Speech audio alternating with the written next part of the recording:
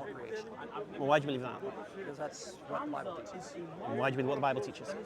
Because that's what the biblical writers who, at least the New Testament authors who had interacted with Jesus. Say it again? The New Testament authors who had interacted with Jesus, or his Sorry, who were the New Testament authors? the writers of the New Testament documents. Who? Many of them were his like Paul in particular. Paul? Yes. You believe Paul is reliable? Paul is reliable. Why do you believe he's reliable?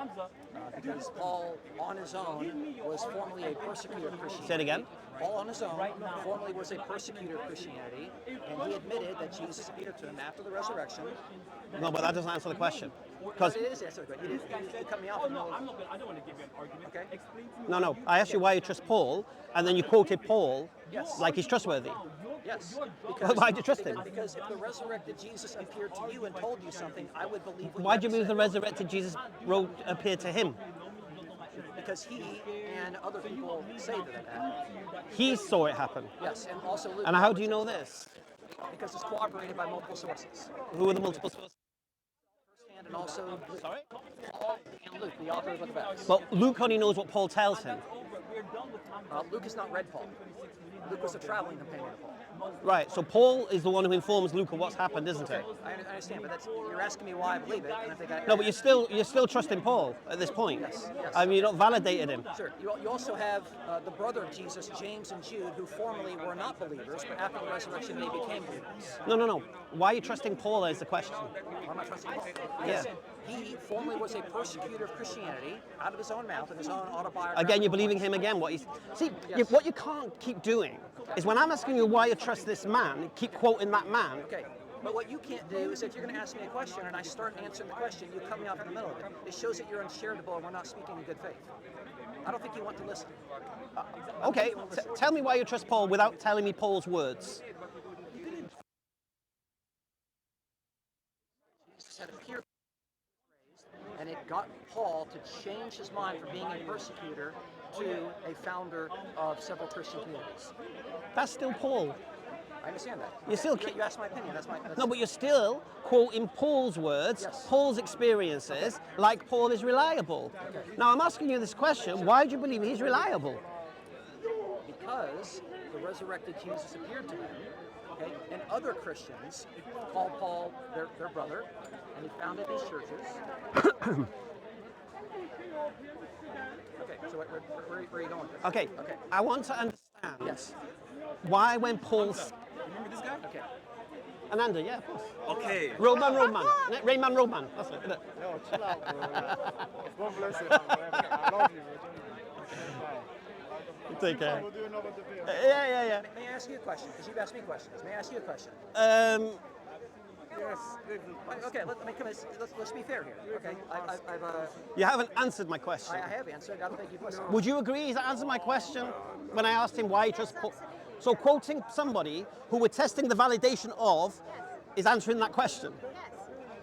How? If he's a liar, how can you trust what he says? Okay, so I can evidence Paul's a liar. How's that? Evidence Paul's a liar. And then you can respond to that, if you like. But just for the sake of clarity, have you ever told a lie in your life? Yeah. Okay, should I trust you in what you are telling me right now? Can I have a trustworthy conversation with you and assume? Well, you don't know me, do you? I don't know you, but can I trust you? You don't know. I know. I'm asking you a question. Who's not answering the No, questions now? you can't trust me. Okay, I can't trust you. Okay, then why are we having a conversation? You have to verify what I'm saying, innit? I know, but I'm asking you out of your own mouth. All I'm doing is... Should I trust you? Yes or no? Should I trust you? I believe you should trust me. Okay. I'll explain so why. even though that you've already told a lie, you're still able to be trustworthy. I'll explain something to you. Okay, all right, Okay. okay, so The we're reason, on the same standard. because you're asking me why am I trustworthy, is because every single thing I'm going to say, you can verify. Right. Now, everything Paul says, you can't verify. Right? See the difference? We can verify with certain levels of certainty. No, you can't. Yes, you understand how history works. You can't verify that Paul had 10 years of visions. You can't verify that. Okay, when other people say that about him and he says it himself, Well, no. then it's cooperative. Nobody... Look, you can't verify Paul had visions. You can't verify Okay, it. so what Or happened? what you got to do is take Paul's word for it. And That's so... not my argument. So the point here is this, do you think you can trust Paul? I do think I can trust Paul. All right, so if Paul lies, can you still trust him? Yes. If he contradicts the disciples of Jesus, can you still trust him? Yes. Okay. In the same way, if you've told a lie, I can trust you. All right, I need to rephrase my question then. Okay. Okay. If he contradicts the disciples of Jesus in his teachings, can you trust him when he tries to teach the teachings of Jesus? Yes. But if he contradicts the disciples, Yes. how so? You're asking my position. That's my position. How is that? Make it make sense. Yeah, but you haven't given any evidence. Who is the biggest authority when it comes to the teachings of Jesus? Paul or the disciples? The apostles are all on equal authority. Paul or the disciples? The answer is that they're all on equal authority if they're apostles, because they're all agents of Jesus. But the historical walking, talking Jesus who met the disciples of Jesus, Yes. who was with on the day of Pentecost. Right.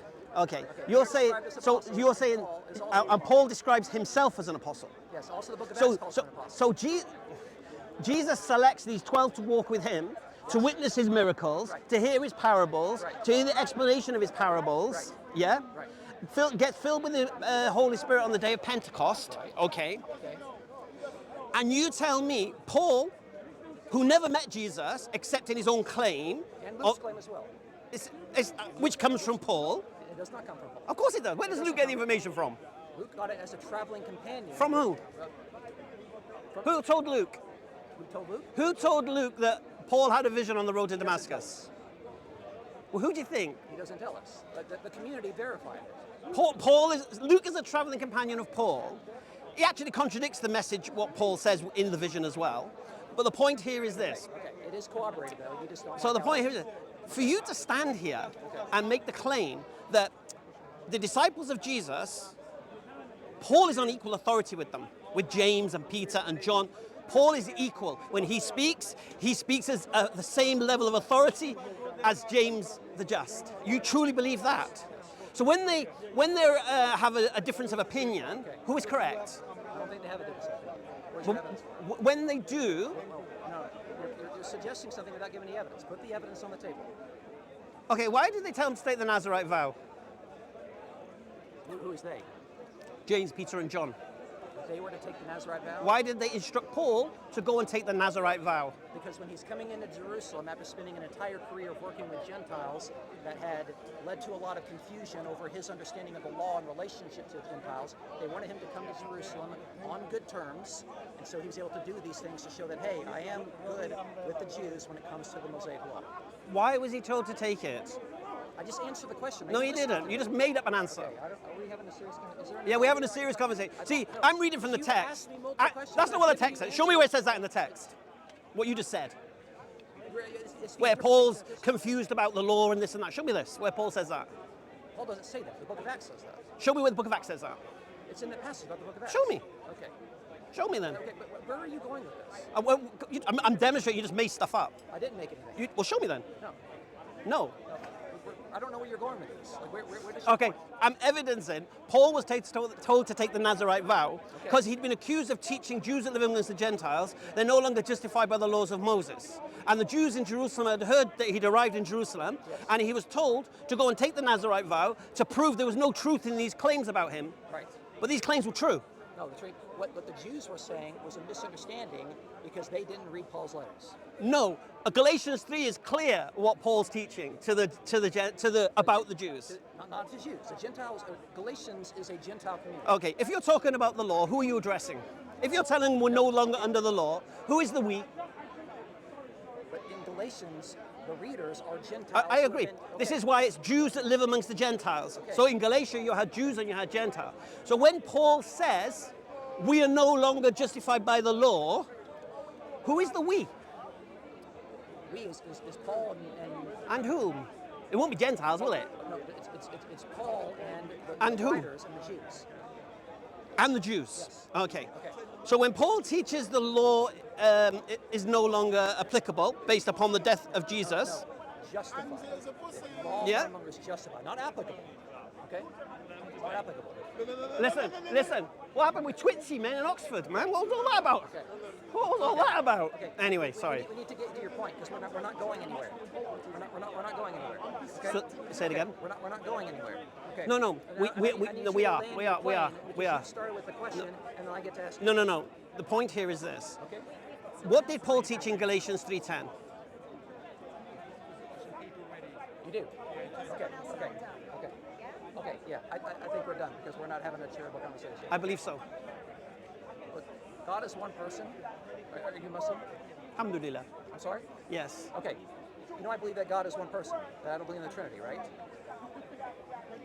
You believe in the death and resurrection of Jesus? I do. Okay. And Yeah. So yeah. Okay. So why do you believe that? because he appeared to people. Why do you believe he appeared to people? Who said he appeared to because people? They told him that he appeared to them. Who did? The 500 people that he appeared to. Which 500 people? The people that are mentioned. Who made the claim 500 people witnessed him? Paul did. Who also- And around we go. Okay, I understand. Okay. You see, without Paul, Christianity's done. Okay, yeah. I also talk about the book of Acts. You immediately ignore that. I'm sorry? None of that helped you, mate. Paul killed them. It's Paul who killed them.